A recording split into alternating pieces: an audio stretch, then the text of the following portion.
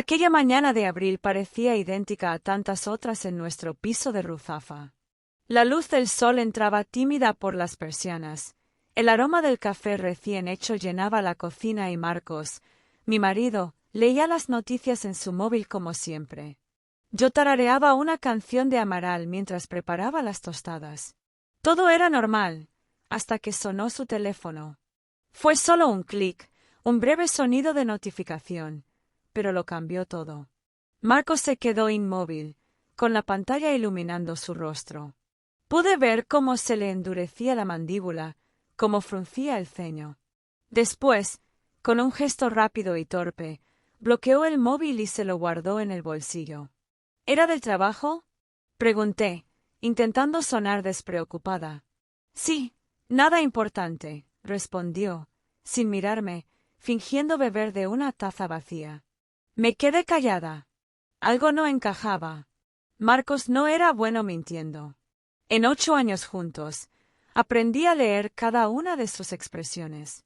Y esa cara era nueva. El día continuó como siempre. Él se fue a la notaría, yo a la editorial donde trabajo como correctora de estilo. Pero el silencio entre nosotros pesaba. Esa noche, después de cenar, se quedó dormido en el sofá, con el móvil sobre el pecho. Yo lo miré durante un buen rato, debatiéndome entre la confianza y la sospecha. Y entonces lo hice. Lo tomé. La pantalla estaba desbloqueada. No suelo hacer estas cosas, pero algo me empujaba. Y allí, justo encima de los mensajes del grupo familiar, estaba uno sin leer, de un número desconocido. No confíes en él. Él sabe todo. Ten cuidado esta vez. Sentí como me temblaban las piernas. Ese mensaje no era para él. Era para mí. Al día siguiente, no pude pensar en otra cosa. Me pasé la jornada entera en la oficina, releyendo mentalmente esas palabras. Cuando por fin me armé de valor y llamé al número, nadie contestó.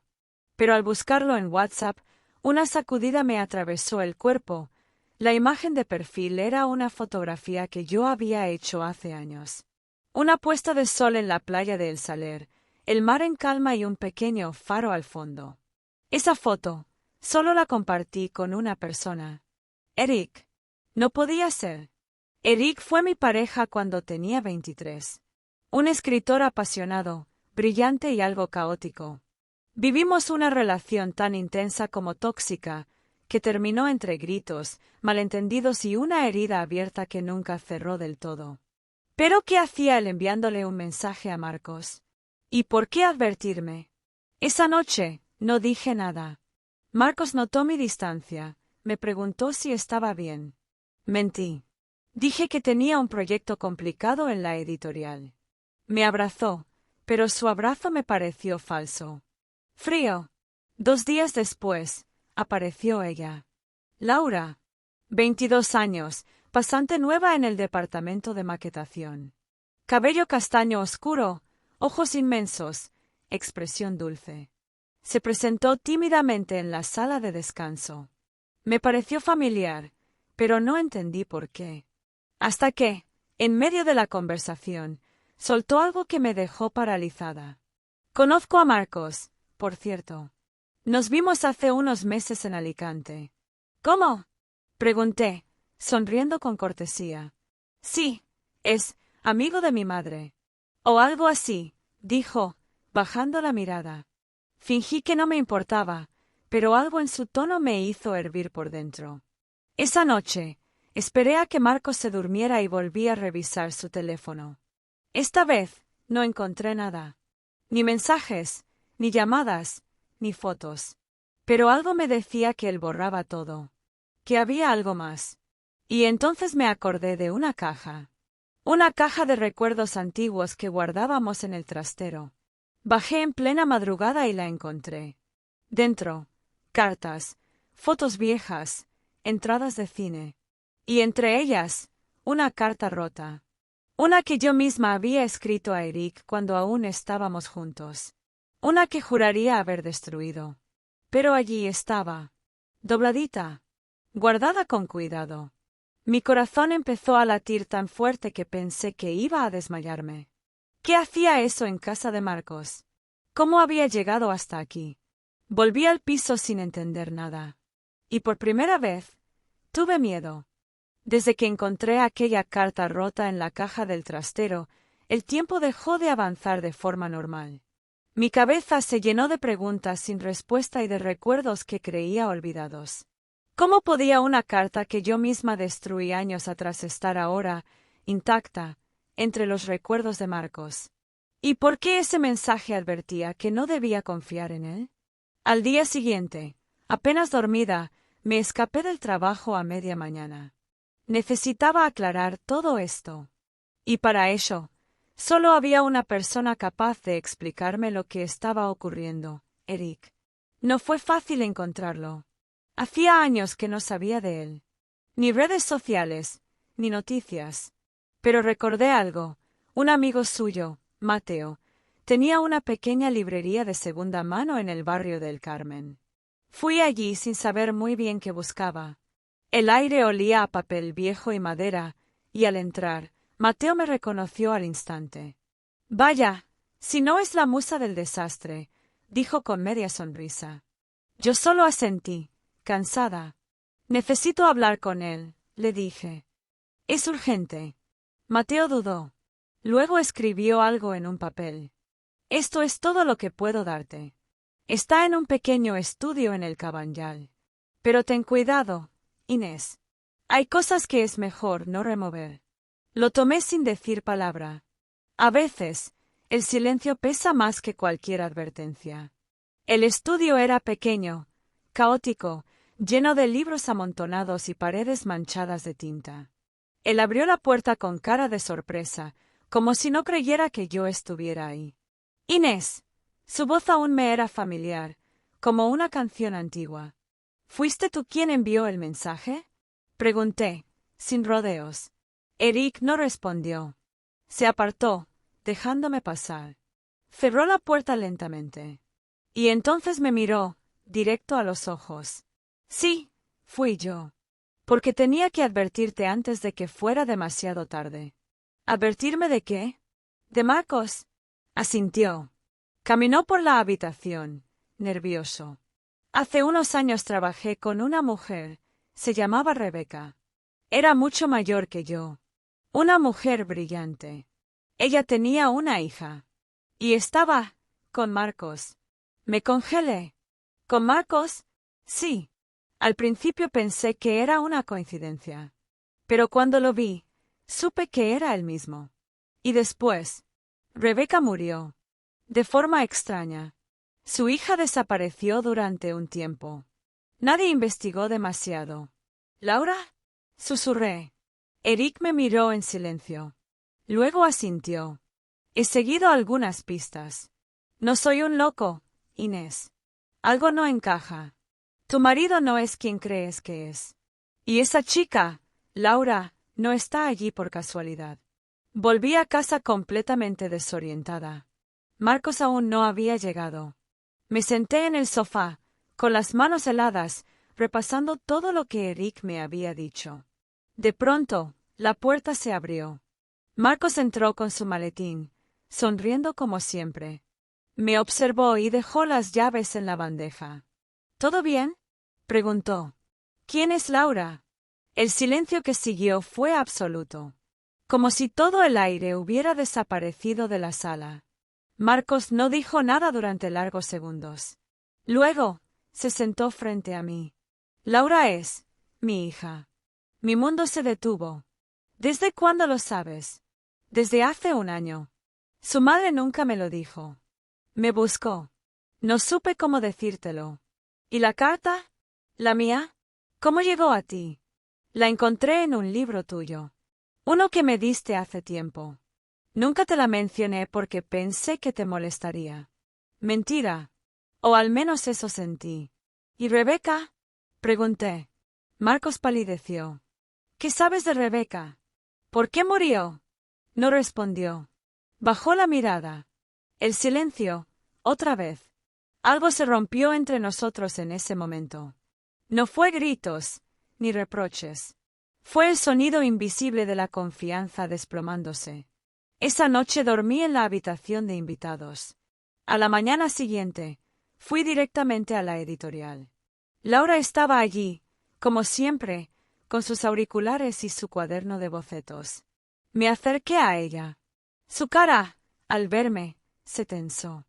«Necesito hablar contigo», le dije. A solas, fuimos al patio interior. Allí, con voz temblorosa, le pregunté: «¿Eres hija de Marcos?» Ella asintió lentamente. «Lo sabía. Solo quería conocerte», murmuró.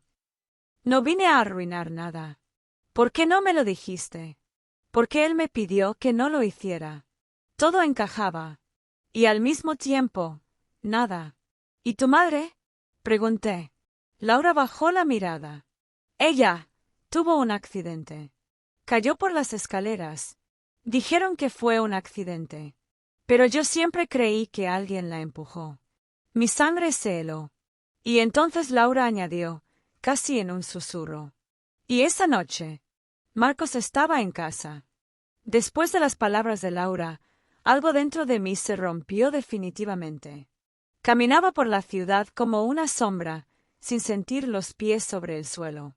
En mi cabeza, todas las piezas empezaban a encajar: el mensaje, la hija escondida, la carta rota, la muerte de una mujer, y el hombre al que le había confiado mi vida. Marcos estaba sentado en el sofá cuando abrí la puerta. Llevaba esa camisa azul que una vez le dije que lo hacía parecer salido de una película. ¡Qué irónico! Al verme, apagó la televisión. «¿Hablaste con Laura?», me preguntó. «Sí», dije sin rodeos. «Y también con Eric». Su expresión cambió. Se levantó despacio, como si le costara respirar. «Él te contó su versión, pero no es toda la historia». «Entonces cuéntame la tuya, Marcos. ¿Empiezas por tu hija o por la mujer muerta?». Me miró con una mezcla de tristeza y agotamiento. «No soy un asesino, Inés. Rebeca, ella estaba enferma. Sufría de episodios, de paranoia. Un día, simplemente cayó. Fue un accidente. Pero Laura nunca lo aceptó». «¿Tú estabas allí?». Asintió. Bajó la mirada. Intenté ayudarla, pero fue demasiado tarde. «¿Y por qué escondiste a Laura?». «Porque no estaba listo. Porque no sabía cómo decirte que tenía una hija adulta. Pensé que te irías. Y tu solución fue mentirme durante un año». «Perfecto». Él no respondió. Su silencio ya era una respuesta. Los días siguientes los viví como en una película muda. Lo observaba en silencio. Ya no podía confiar en sus gestos, en su voz, ni en su presencia. Todo me parecía una actuación. Y entonces llegó otro mensaje. Distinto. «No te detengas. Mira en el buzón. Ahí está la pieza que falta». Corrí al buzón con el corazón latiéndome en la garganta. Dentro había un sobre sin remitente. Abrí con manos temblorosas. Una foto antigua cayó sobre mis dedos. Marcos. Rebeca. Laura de niña. Pero en el reflejo del ventanal, otra figura. Apenas visible. Eric. Volví a su estudio sin avisar. No estaba. La puerta no estaba cerrada con llave. El caos del lugar seguía igual, pero ahora noté algo más: un ordenador abierto, papeles por todos lados. Entre ellos, un informe policial sobre la muerte de Rebeca. Causa de muerte: traumatismo craneal por caída. Sin testigos. Pero había algo más. Una línea subrayada. Investigador privado, testimonio excluido por falta de pruebas. Y abajo, el nombre que me heló la sangre: Eric Soler. Cuando regresó, yo ya lo esperaba, sentada frente a la ventana. «Tú estabas allí», le dije. Suspiró. No lo negó. «Sí. Rebeca me contrató. Sospechaba que alguien la vigilaba, que quería quitarle a su hija. Me pidió que la protegiera. Pero esa noche no llegué a tiempo». «¿Por qué mandaste el mensaje ahora?». «Porque vi que todo se repetía. Porque Marcos miente. No solo sobre Rebeca. También sobre ti. ¿Cómo que sobre mí? Se acercó al escritorio. Sacó una carpeta del fondo. Dentro, una foto en blanco y negro. Una niña en una cama de hospital. Yo. Esa eres tú. Y el médico que firmó tu diagnóstico era Marcos. Me sentí mareada. ¿Qué estás diciendo? Que él te conocía desde que eras una niña. Que estuvo cerca de ti mucho antes de lo que imaginas. Y que esa carta rota, no era una coincidencia. Corrí a casa. Marcos ya no estaba. Tampoco sus cosas. Solo una nota sobre la almohada. Todo lo hice por ti. Siempre fue por ti. No sé qué quiso decir, ni qué hizo realmente. Pero en ese momento entendí algo. No era la protagonista de esta historia. Era solo una pieza. Una parte de algo más grande. Y alguien había estado observándome todo este tiempo. Gracias por estar con nosotros en el canal En la Trampa de los Deseos. Suscríbete, dale like y no te pierdas nuevas historias.